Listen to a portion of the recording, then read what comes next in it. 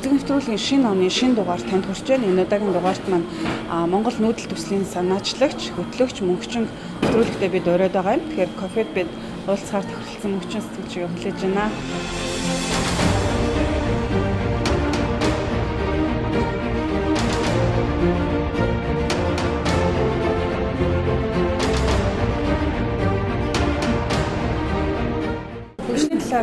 Асуултаа би ер нь сэтгүүлчдийнхаа өөрсдийнх нь хийж байгаа сэдвтэй холбож асуудаг л да. Тэгэхээр би тантай бол нүүдэлчин монголчуудын энэ төслийг санаачлаад хэрэгжүүлж ирсэн сэтгүүлч хөтлөгчийн хувьд бол нүүдэлчин монголчуудын хөгжлийн шийг зүг хөгжлийн садааг та юу гэж харж байна вэ? Хөгжлийн зүг чиг гэх юм бол угаасаа дэлхийн хөгжилтэй улс орнуудын гаргаад одоо тэг хэдэн зуун жил хөгжсөн загвар үлгэр байгаа шүү дээ бид нарт. Тэгэхээр бид нар ингээд хөгжгөөд нэг шин юм хайгаад олох гээд одоо дэлхийн ертөнд нээлт хийх гээд явах шаардлагагүй гэж би бол зүгээр харж байна. Хувийн хувьд. Тэгэхээр олон зуун жил хөгжсөн дэлхийн одоо загваруудыг өөрийнхөө монголчуудын үндэсний онцлог тохирсон загварыг өөрсдөө гаргаж ирээд онцлог тохирсон тэр сайн жишээнүүдийг аваад тэр загвараар хөгжүүлэх бид нарт илүү дээр юм болоо. Одоо бол яг монголчууд одоо тийм нүүдэлчин соёл иргэншилтэй монголчуудын хувьд тэн дээр нь ингээд бид нар яг ийм замаар хөгжих ёстой гэсэн юм бол миний хувьд одоо энэ төр засгийн удирдлаас ч юм уу тийм засаглаас гаргаж тавихгүй байгаа юм шиг надад санагдаад байгаа байхгүй юу. Яг ардсан улсуудын загварыг авчираад өөрөөх дээрээ тавьсан. Гэтэл шал өөр ийм нүүдэлчин соёл иргэншилтэй хүмүүст ингээд суурин соёл иргэншилтэй хүмүүсийн загварыг шууд хуулгаар ч нэг тийм зөрчил гараад энэ нүрэ гацаа болоод иж магадгүй гэж үзэж байна.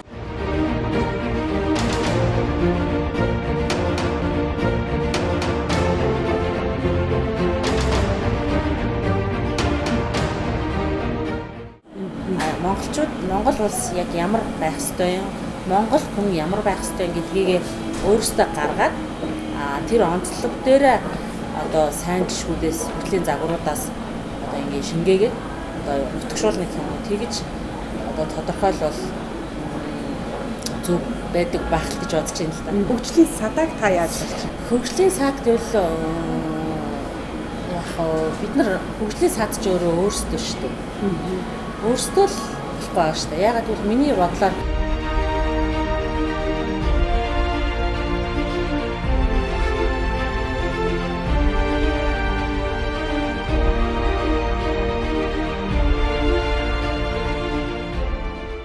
бид нар үнэт зүйлээ ерөөсөө тодорхойлоогүй. Монгол бол одоо ингээ бид нар ингээ хөгжих гээд яваад байгаа маа нэг хөгжил гэдэг юмд хүрэх гээд байгаа гэж тэрийг ингээ мөрөөдөд төсөөлөд байгаа боловч яг тэр хонглын үзүүрт хандаад байгаа хөгжил гэдэг юмдаа ямар замаар яаж хүрэхээ ерөөсөө ч тодорхойлохгүй байгаа байхгүй юу. 4 жилийн намын мөрийн хөтөлбөрөөр улс орон хөгжижсэн жишээ хаана байгаа юм бэ? Байхгүй шүү дээ.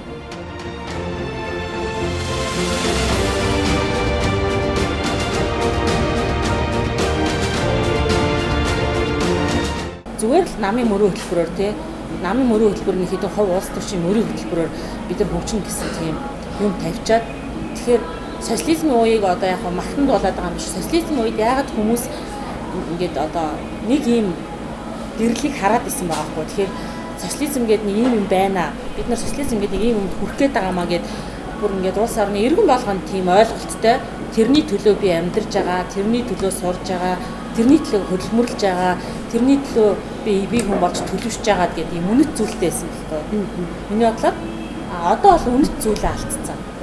За нэг хөгжил гэдэг гоё юмд хүрэх гээд байгаа. Япон шиг болох гээд байгаа юм уу? Хятад шиг болох гээд байгаа юм уу? Сингапур шиг болох гээд байгаа юм уу? Мэдгүй тэнд ч нэг айл гоё харагдал, энд ч нэг айл гоё харагдал ингмээр байна гэдэг. Гэтэл тэр замаар чи яаж хүрэх юм? Тийм ямар ч тийм зорилго, зарчим тийм одоо юу гэдэг тэр ямар замаар хүрэх нь бол одоо бидний хувьд тодорхойгүй шүү дээ. Зөвхөн өнөөдрийг л анх зааж амьдарч байгаа байхгүй юу? Дээрээс нь нөгөө нэг зөвхөн өнөөдрөөр амьдарч байгаа учраас манай нийгэм, манай Монгол бүх юм байгаа шүү дээ. Бид нар хинээс дутуу биш. Биднэрт юу байхгүй гэхээр шударгаас байхгүй. Шударгаас байхгүй юм чинь тэгээд хэцүү шүү дээ. Ер нь бол саад бэрхшээлх юм бол тийм л. Би бол тэгж л бодож байна.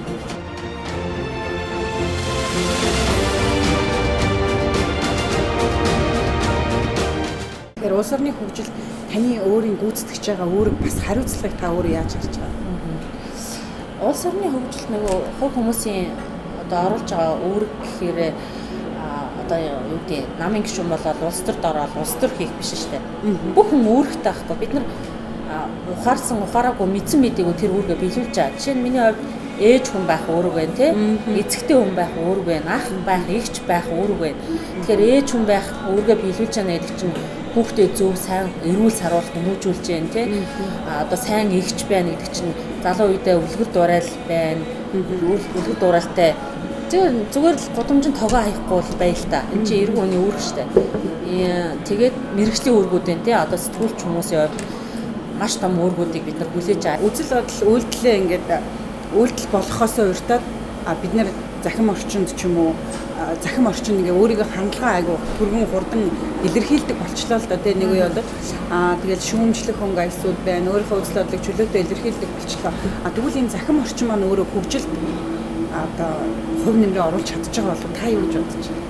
Яагаад болохгүй гэж захим орчныг хүмүүс ер нь шүүмжилж байна л да гар утснасаа хол бай одоо фэйсбүүкээс твиттерээс хол бай үгүй шүү дээ та нар захим орчингөө өөрсдөө төсөөлөлтөө бид нар хинч захим орчин сошиал ертөнц бол бидний нүд чих хэл ам бүр тэр та гар хөл шүү дээ. Би бол захим орчин фэйсбүүк одоо тий онлайн ертөнц нээлттэй байснараа Монголд маш ихийг авчирч байгаа гэж бодож байна. Би ер нь захим орчныг бол маш эрэг талаас нь хардаг. Жишээ нь бид нар одоо ингээд айгүй том хууль ярьдэн шүү дээ. Бид нар ингээ үзэл бодлоо үг хэлэх, хэвлэл нийтлэх, үзэл бодлоо чөлөөтэй илэрхийлэх, эрх чөлөөтэй гэдэг. Тэр эрх чөлөө хүмүүс хаана нийтлэх юм? Хаана нийтлэх юм? Тийм үстэй. Годамжинд гараад ямар хашгиралтай байж тээ. Нэг телевизээр очиод ярьцлага өгөхөөр хүн болгонд олддог боломж биш шүү дээ. Тэгэхээр захын орчинд л нээлттэй байгаа байхгүй юу? Тэгэхээр би бол нэг дандаа сайн талаас наадаг. Бид нарт энэ сошиал ертөнц өөрөө одоо Монголд бол айгүй хүчтэй дэлгэрээд нэг хэдэн жил болж штэ. Миний мэдхээр би одоо фэйсбүүкт өөрөө захин орчинд идэвхтэй байдаг. Тэгэхээр сүүлийн 5-6 жилээр маш их ингээд идэвхтэй бид нар хэрэгжилж байгаа. Энэ захин сошиал ертөнц биднэрт маш их давуу талууд сайн зүйлийг авчирсан. Бид нар одоо юу гэдгийг хичнээн олон телевиз ажиллаж ч гэсэн нэг намын бодлогоор ч юм уу нэг улс төрчийн нэг засгийн бодлогоор ингээд тарих угаалт явж байгаа мэдээг бид нар тэр мэдээг аваад хүлээж аваад чи өөрийгөө болж яана гэж бодох одоо боломжгүй. Гэтэл бид нар сошиал ертөнцийг муулан тэндээс бид нар бодит мэдээллийг авч байгаа байхгүй. Яагаад тэгэхээр тэнд чинь олон хүмүүсийн одоо дуу хоолой, үзэл бодол тэгээд амьдрах хэв маяг ингээд одоо буцчаад газар шүү дээ. Өөрөө аягүй гоо тийм амьд ертөнц ахгүй. Бид нар зүгээр л захын ямар хувцс өмсөж जैन тий хаана зам бөглөрч जैन бөглөхгүй байна гэдгийг бид нар сошиал руу ороод авчдаг штеп. Тэгээ шинэ хоолныхоо жорыг сурчна. Энэ бол үнэхээр сайн зүйлс. Одоо бид нар хотын соёл гэж юм яриа л штеп. Энэ хотын соёлыг бид нар захин орчноос авч байгаа штеп. Яг үнэндээ одоо нийтийн соёл гэж нэг юм байна тий. Ер нь бол нийтийн соёлыг бид нар захин орчноос авч байгаа. Жишээ нь одоо дурын хүн байшингийн булганд одоо тэ морь хардаг асуудал чинь байхгүй болж штеп. Яа тэгвэл захын хүн гар утсаа гаргаж ирэл зургийг аваад фэйсбүүк дээр тавь шаална штэ. Шаалж байгаа хүмүүсийн буруу биш аахгүй юу? Шаалуулж байгаа хүний буруу. Тэр хүнийг бид нэр төлөвшүүлж байгаа. Энэ нийгмийг, энэ гадаа орчныг бид нар засаж байгаа аахгүй юу? Одоо сая талбай дээр хэдэн мянган хүн цуглаа шинжилээр 31-ний ороо. Гэтэл хүмүүс хогоо хаяхгүй. Урд нь тийм байгаагүй. 5-6 жилийн өмнө амар хогоо хаяа гардаг гэсэн. Гэтэл яагаад хүмүүс хогоо хаяхан болоод нэхэр энэ захим орчин чинь нөлөөлөд байгаа аахгүй юу? Хүмүүс нэгнийгээ хүмүүжүүлж байгаа байхгүй, төлөвшүүлж байгаа байхгүй. Энэ бол маш сайхан зүйл.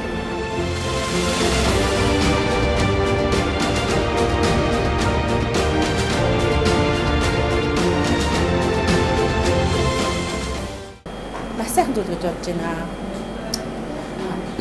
Одоо маш их шүүмжилж байна. Ингээд ерөөсөө юм хийхгүй, үйлдэл хийхгүй зүгээр л ингээл одоо твиттерээр, фэйсбүүкээр зүгээр ингээд шүүмжилдэг. Ингээд шүүмжлээд байгаа байхгүй юу? Тэр хүн чинь шүүмжилж байгаа чинь яагаад болохгүй юм? Яагаад шүүмжилж байгаа одоо юу ч хийхгүй байх гэдэг аахгүй. Тэр хүн чинь шүүмжлээд постоо оруулж байгаа чинь үйлдэл биш юм уу? Мөн штэ. Тэр хүн компьютерээ ард суугаад буруу юмыг, муу юмыг олж хараад шүүмжилж байгаа чинь ядчил хуруугаа хөдөлгөж байгаа аахгүй. Тэр хүн үйлдэл мөн. Яагаад гэвэл би шүүмжилж байгаа хүмүүсийг ерөөсөө тэгж буруутгахгүй. Харин шүүмжлэлээ гэж шүүмжлээд байгаа хүмүүсийг ойлгохгүй байхгүй юу?